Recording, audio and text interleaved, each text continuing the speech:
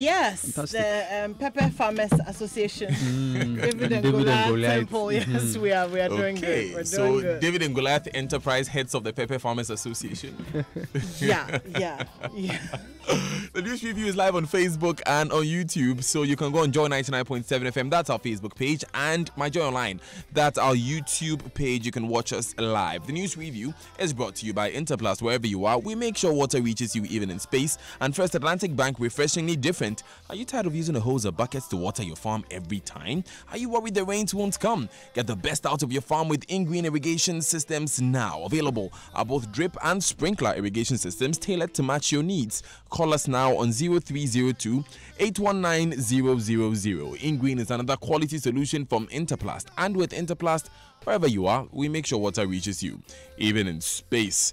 And getting cash to clear your goods to sell can be a nightmare if you do not have the right financial support. First National Bank, or First Atlantic Bank, is your perfect partner to cushion you with our Atlantic Traders facility for importers. Get as much as 75,000 Ghana cedis to clear your goods and pay back over 60 days. Visit any of our branches in Accra, Tema, Kumasi, Techiman, Tamale, and Takrade, or call us on 0302 682 204 or 0302 679 248 for further information. Kindly note, terms and conditions apply. First Atlantic Bank, refreshingly different. So guys, what's on the front pages? The front pages today in the Chronicle, you have blame BDC's OMCs for fuel price hikes. That's what the NPA is suggesting. Inside the Chronicle, you find a story about judge unhappy over time wasted in Major Mahama's case. On the front page of the Ghanaian Times, EC begins exhibition of voters register. AU praises Ghana for low domestic violence cases. Wager Dam spillage, dozens of houses submerged in floodwaters, and smuggling of petroleum products, 43 tankers, 1 canoe busted. NPA confiscates products. On the back page, the government is promising to absorb 14,000 nurses by February 2019. In the Daily Guide, we have the Yenia Bricol group is asking the KNUST Vice Chancellor to go. Government is also fighting Togbe Afede over OT region creation, and he's saying Obeda Samoa okays the move. And there's also the story about Samira Baumia donates to Rich Hospital, as well as 40 cars vandalized. On the front page of the Daily Heritage, EPA signs questionable contracts worth 1.5 million Ghana cedis. The price of better malt inflated from 50 Ghana cedis to 150. 2019 budget. IFS provides blueprint to tackle joblessness, and legal battle against Akufo-Addo begins today. Yes, in the Daily Graphic today, we have breast cancer is not caused by supernatural powers. Prince Charles is going to hold a reception, has held a reception for citizens of Commonwealth countries, and Cameroon is building a mansion for election judge. On the front page of the Today newspaper, don't insult Akufo-Addo, that's Alabi to the NDC. Otumfuo has summoned the KNUST Vice Chancellor, and EC begins creation of new regions, but processes are threats to peace and unity. That's according to Togbe Afede. Well, we know the First Lady is promoting reading, and you will find out more if you read the Daily Statesman. There's also a clampdown on oil smugglers. Bosa chiefs approve one village, one dam. I don't know why the chiefs are still approving one village, one dam, because that's already been approved. And then there is a and then there's a story about fuel product losses slashed by 93%. Says and sorry, on the front page of the Business Finder, good news: fuel prices to go down due to cedi appreciation, fall in world price markets. That's according to the NPA. $35 million World Bank loan for Ghana, and 103 firms are vying for the Ghana Business Awards. Yes, in my last paper, Business and Financial Times, there is an article, an interesting opinion in the paper about UST cycle of violence, written by Esther Ahmad. There's also another one about Chinese replicas kick cane weavers out of business, and GCB is planning finally to go international. And finally, from me on the front page of the New Crusading Guide, UTAG defends KNUST Vice Chancellor, AU Commissioner lauds Ghana's achievements under Akufo-Addo, and Obed Asamoah endorses creation of OT region. He says it's long overdue. So let's start with fuel prices, shall we? Yes, you know, the NPA has announced that in the next pricing window in November, fuel prices could actually witness a drop.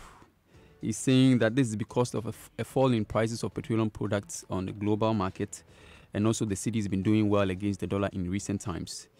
The NPA is blaming the OMCs and BDCs for fuel price increase, explaining that since the sector was deregulated in the I think mid-2000s, they are not responsible for determining price anymore, and they want more Ghanaians to get educated that fuel price increases are not determined by government through the NPA.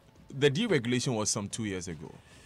The deregulation where there's every 2 weeks there's a review of the pricing window. Yes, that happened during the John Mahama Yes, era. I know.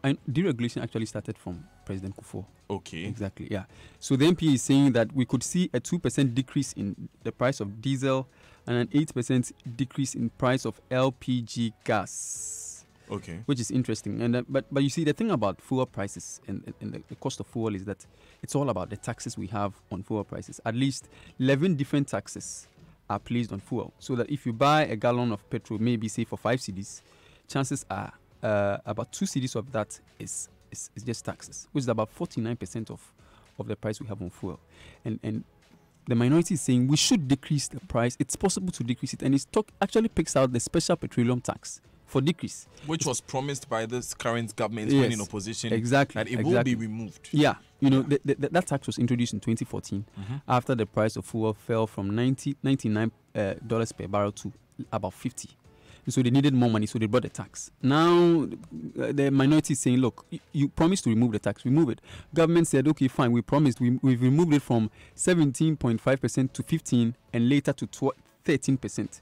And the minority is saying, look, we can just scrap the whole deal. Remember that when the tax was being introduced in 2014, the MP, I remember, Katie Hammond called it a criminal offense. And Dr. Mark Osesibe, I think new job in MP, said current that he chairman will, of the finance committee. current chairman. He said he will resist it with his blood. You know, he would resist the tax with his blood. Now he has the chance to actually use his blood to remove the tax. You know, and there's been no removal of the tax, only a gradual decrease in the taxes. Yeah, it's also been argued that it used to be 43% of the current price build-up that was taxed, and it's been reduced drastically. That announcement was made by Dr. Mohammed Amin, remember? Yes. In that news conference that was chaired by the new minister, John Peter Amewu. It will be interesting to see what the NPA will do going forward. Exactly. And the NPA used to fix the price. Now they're doing analysis. That's the part that really piques my interest. But then let's stick with the NPA anymore. So other things that the NPA is doing is trying to save us some money. In the past 2 years, we've lost $200 million, about 1.5 billion Ghana cedis from fuel smuggling and illegal activity. So the NPA is a little bit wild now, I guess. A total of 43 bulk road vehicles and 1 canoe have been impounded and detained for smuggling and dumping of petroleum products. So Mr. Alhassan Tampuli has been speaking, and he's saying that they're really going to try and save some money. They're going to try and do that by ensuring that relevant taxes and levies are realized and paid to the government. They're also going to install electronic sealing and tracking devices, which will be integrated with authorities' enterprises relations database and management system, so they can track where fuel is going and when fuel is coming. Also, they're going to work with the DVLA so that people who handle fuel will need a special license to be able to do that.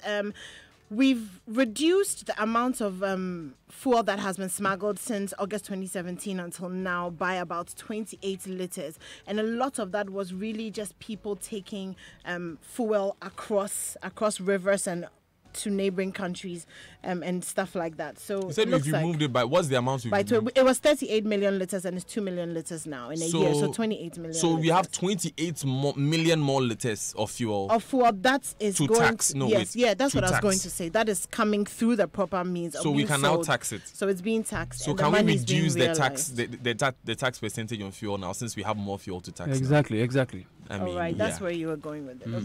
Yeah. Anyway, so let's do the op-ed on KNUST now. Yes, the op-ed is written by Esther Ama in the Business and Financial Times. Esther, I don't know Esther, but I'm thinking Esther should be looking Oh, up. I know Esther. Good morning, Esther Ama. Well, I'm reviewing your article, so try and get in touch with her. Do you want to add your phone number? I will leave it on my on the Joy Facebook page. I mean, soliciting for phone calls on the news review. I don't know if it is a criminal offense. Like, Anyway, are you turning against your business partner now? No, I'm not. Your I'm just co-president? quality control. That's all. It's quality control. Okay, Edwin, let's go ahead. the article says that it graphics, the history of violence in the KNUST and talks about and refers to an opinion expressed by Nooks that there is an atmosphere of violence, an atmosphere that threatens the peace in UST for some time now. It talks about how there is research to show that teachers are now abusing students more than any other of their social engagers, that is parents, religious leaders, and workers and things like that. And that we should look at how violence is becoming institutionalized in schools. He also talks about how the violence could be traced to the decision to mix the halls. But we have information, we have clarity from the students that these things are probably remote courses, are probably immediate courses. But the remote courses have been the fact that they feel oppressed, they feel disregarded and disrespected, and that they feel that the university authorities should start actually listening to the stakeholders who pay school fees that eventually pays the vice chancellor. And I was making the comment in my latest article, Edwin Lab, that we appear to be concerned about. We appear to be behaving like a man whose tiles is damaged, and he's angry that the tiles is damaged, and not that somebody has actually cracked the skull because he slipped on the tiles. Well, his son. His son, exactly. His son has slipped on the tiles. It's an old joke. But that's how we appear to be behaving on these issues. It's okay to condemn, but if we don't have similar anger towards the issues the students are raising, the abuse, how student leaders can be elected, and with just the swipe of a pen, a university authority can say, look, we have removed you and replaced you with first-year students. These are real issues that we should be concerned, because you see, one thing about university students is that they are developing their ideals, their social philosophy, and they try to experiment these things. And when they read and sing the national anthem, it says that make us resist oppressors' rule and things like that, and they find a situation where they are being oppressed, the natural resistance, the natural inclination is that they tend to push back, and if it's not carefully managed, as we found in Monday's demonstration, it can turn violent. So I'm saying, let's condemn the violence, but we should be very, very interested in why the university students are complaining. That's very important. What's good for the goose is good for the gander. So you want to catch that Edwinologist Lab article? What's it called, Edwin? Yes, it's on myjoyonline.com today. Okay. Yeah, quick plug. Anymore, take us to Weija. Okay, so the only water treatment plant in Ghana, we know that it's in Weija, and the dam has been opened. So the dam operates at about 45 feet. That's the safe operational level, but it's gone up to about 47 feet, and so it's been opened about 6 inches to try to bring the level back down. And that's not the problem. The problem is that this has caused a spillage. However, the Ghana Water Company is saying that they did tell residents of the Weija-Bawe municipality that they were going to do this. And they do it every year. They do it when there's heavy rain. The problem is that people have been building on the waterways and building by the dam, and so the water is not flowing. We've had this discussion several times. So many times. The water is not flowing. So what's happening in Weija now is that there's two things. People are either moving because their houses are submerged in water, or they are reinforcing their foundations. Walls. Yeah. Yeah, so that's what's happening. They should be building walls of Jericho. The other...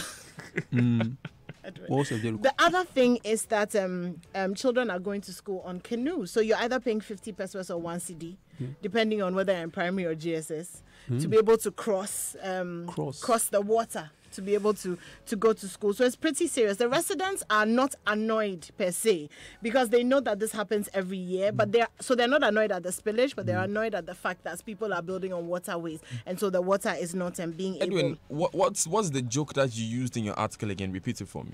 No, I want the joke. Repeat the joke. Yes. The tiles one. Yeah, a man will cry about his tiles and not about his son who has hurt his head when exactly coming fell from on Goliath. the tiles. Goliath has explained it for me. Great.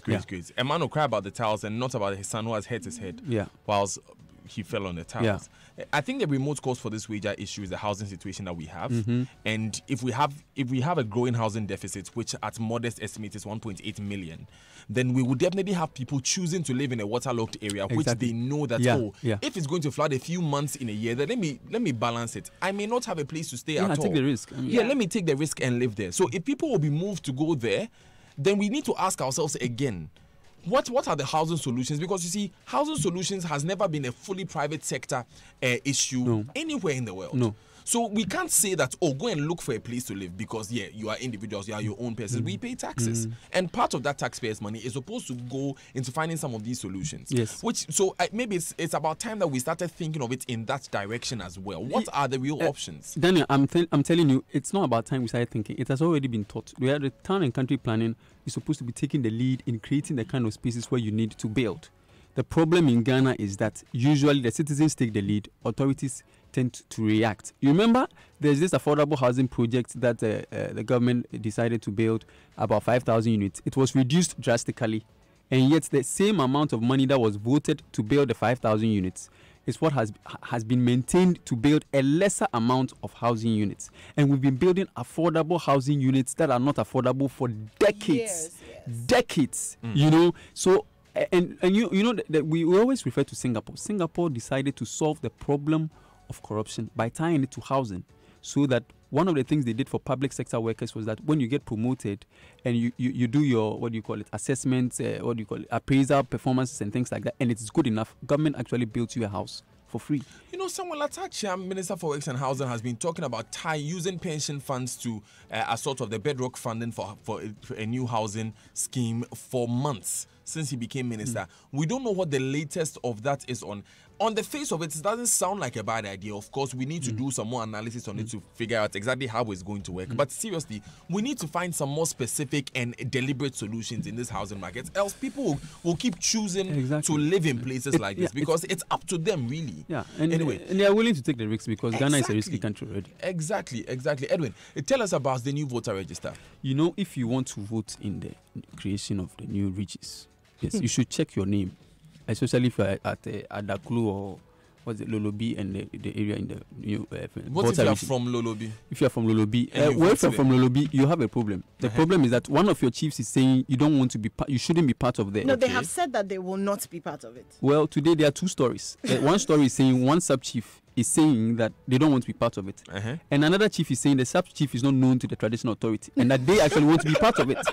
Okay, so let me just say good morning to someone who refers to Lolobi a lot, Franklin Kujo, founder president of Imani Africa. Well, Mr. Kujo, where are you? Are you on? You should go and check his name and just vote. I know, right? When is the exhibition beginning? It's beginning, I think it's let me check the date very well. It's beginning October 31st. Okay. Yes, and it's going to last from 6 in the morning to 6 in the evening. Right. Thank you, Edwin. Any more? Okay, so you actually gave my story to Edwin, which is just as well. But yes, the EC is beginning with the creation of new regions. The EC is also in the news because you know that they have about 3 months to avoid possible jail time over the implementation of the 2017 court order concerning ROPAL. So there's been so much talk about it yesterday. So we know that in the first place, there was a committee that was set up in 2011 that was supposed to report and detail a comprehensive roadmap for the implementation of this.